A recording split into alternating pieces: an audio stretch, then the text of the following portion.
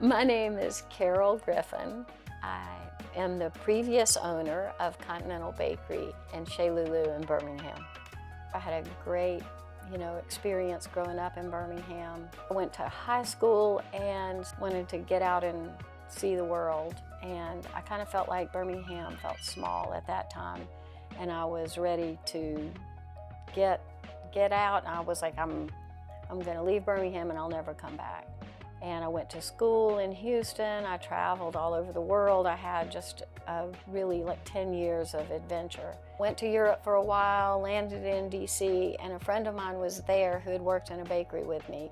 She was like, why don't we just go to Birmingham and open a bakery? Because we knew there were not any really European style bakeries in Birmingham. Baking is such a beautiful calling.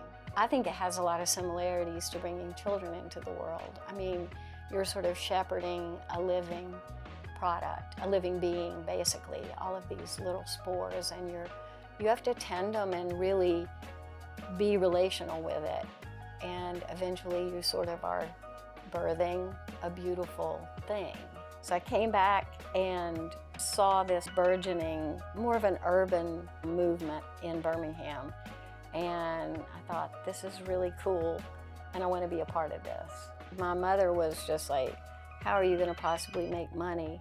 Immediately, people were showing up saying, oh my God, I can't believe this. I've tasted this kind of bread elsewhere, and we're so happy you're here.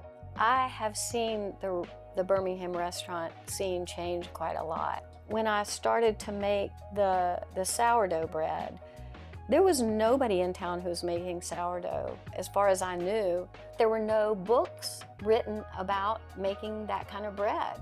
I did not follow any one particular idea. The creative process of just putting together a bunch of errant sort of ideas here and there, I would have to try to introduce everything that we did by talking to people, talking to customers, asking them if they liked it. When I would go to California, I'd be like, oh my gosh, I'm among my people. Now, it's a totally different world. And I feel like I'm just sort of planted amongst it because there's so many cool things going on. It was a lonely process, but it was kind of exciting too. My style of cooking, I'm not really sure where it exactly came from. I think there's a real gift in letting things speak for themselves, basically. I think the food is awesome in and of itself.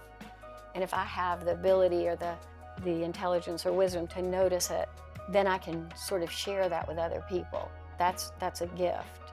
We're here to frame what we appreciate. It's hard to talk about the standouts at the bakery unless we were just like totally smitten, absolutely in love, can't live without it, about a product that we wouldn't put it on the line. Because we already had so many great ideas and so many great products. You cannot speak about the best thing at the bakery if you don't talk about the wild yeast sourdough. That thing is a miraculous, beautiful thing that I will never, ever grow weary of. More beautiful and magical than any bread I've ever tasted. It's hard to compete with that. And then I would say second, the spent grain crackers. In my wildest dreams, we would have been a zero waste bakery. I drove everybody crazy. One of our employees, Gina, had a truck. We would load up the truck and take as much as we could to the recycling center. The reason why we made the spent grain crackers was in collaboration with Good People Brewing to make sure that they didn't have to throw all that away. And then, trying to really control what we did with our starters, with our day-old croissant, try to figure things to do with it, just trying to reduce waste. So I feel like it's been something that was really important to us. I just don't know that we were always that successful. I've been surrounded by very creative people. And I had these little careers. I had a career in music, I had a career in the bakery business, obviously. I started a bunch of festivals that we would do. I have an artistic bent, but I wouldn't call myself an artist. Because I was telling my friend Nell, I was like, what's my art really? Because I dabble here and dabble there, but she was like, I think your life is your art. And I was like, okay, I see that. You know, I've sold the bakery and passed it on to a really good person who can carry it on. I almost feel like to call myself an artist or whatever, it's just I'm a noticer of things.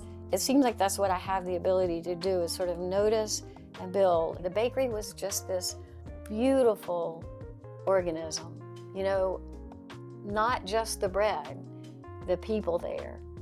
I don't know if you can feel it when you walk in there, but I did every day. You know, it never failed me. The business changed hands in early November, and we decided not to announce that it had changed hands until sometime in January, in order to give David some time to continue to run it without too much scrutiny. He had trial by fire for, 2 months, and I think he did a magnificent job. So David wanted to come in. He had been doing baking. He had started this really cool nonprofit called Creative Ladder. That really got our attention because that's an awesome thing that he was doing. In his application, he said, "Don't worry, this isn't going to be like an eat, pray, love experience," which was speaking my language, because I really need somebody who can come in and work. You know, I always wanted the work to be dignified, and I wanted people to treat each other with respect. He had a gift for that. He was incredibly positive, very solution forward, very respectful to everybody. He really got my attention just as a member of the community. He immediately sort of had some ideas that he put forward. He came up with this really beautiful cardamom bun. In Shay and my conversations about possibly passing the bakery on, I couldn't imagine how I would pass off this child of mine. David came to mind. We thought maybe he might be interested, and because he just seemed to be a kindred spirit in terms of his basic philosophy toward life, we approached him and just said, "Would there be any possibility that you might be interested?"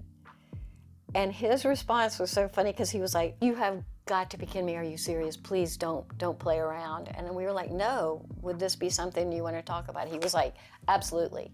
Yes, I have loved this bakery for as long as I can remember. I think the mission of the bakery speaks loud and clear beyond just the bread." So that was like, okay.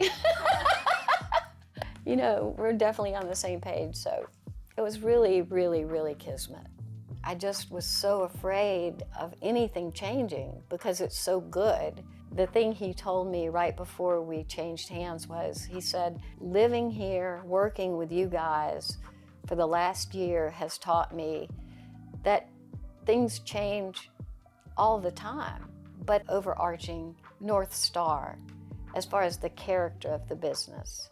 And I think he gets that, and he also is a creative person himself.